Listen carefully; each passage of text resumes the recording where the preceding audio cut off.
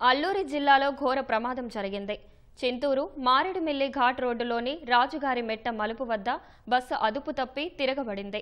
ప్రమాదంలో 5 మహిళలు సహా 9 మంది దుర్మరణం పాలయ్యారు. క్షతగాత్రుల్లో 5 పరిస్థితి విషమంగా ఉంది. చింతూరు రంపచోడవరం ఆసుపత్రిలో క్షతగాత్రులకు చికిత్స అందించారు.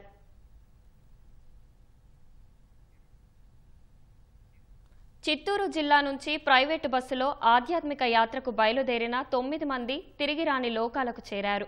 ఆర్వీఎం ట్రాన్స్పోర్ట్ బస్సులో 2 డ్రైవర్లు సహా 35 మంది చిత్తూరు జిల్లాకు చెందినవారు కొన్ని రోజుల క్రితం ఆధ్యాత్మిక క్షేత్రాల సందర్శనకు బయలుదేరారు. కొన్ని దేవాలయాల్ని సందర్శించుకున్నారు. అన్నవరం నుంచి భద్రాచలం వైపు వెళ్తుండగా బస్సు చింతూరు మారేడుమిల్లి ఘాట్ రోడ్డులోని రాజుగారి మెట్ట మలుపు వద్ద అదుపు తప్పింది.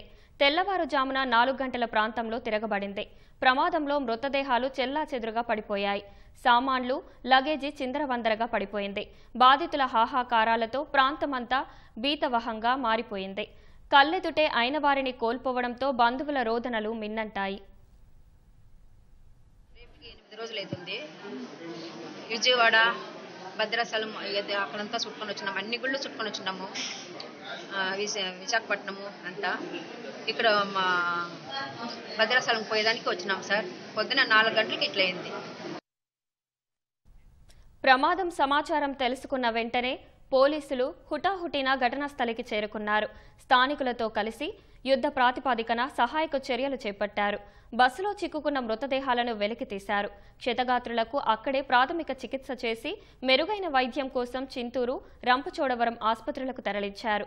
రంపచోడవరం ఆసుపత్రిలో క్షతగాత్రుల్ని మంత్రి సంధ్యారాణి, ఎమ్మెల్యే మిరియాల శిరీషాదేవి పరామర్శించారు. బాధితులకు ప్రభుత్వం అండగా ఉంటుందని భరోసా ఇచ్చారు. బస్సు ఎక్కిన తర్వాత పూర్తిగా రివర్స్గా పడిపోయింది. ఇక్కడికక్కడే 9 మంది చనిపోవడం నిజంగా చాలా బాధాకరం. మిగిలిన వాళ్ళందరినీ కూడా తొందరగానే రెస్క్యూ చేసి అందరినీ తీసుకొచ్చి హాస్పిటల్లో జాయిన్ చేశాం. 28 మందిలో ఒక 4 అసలు దెబ్బలు తగలలేదు.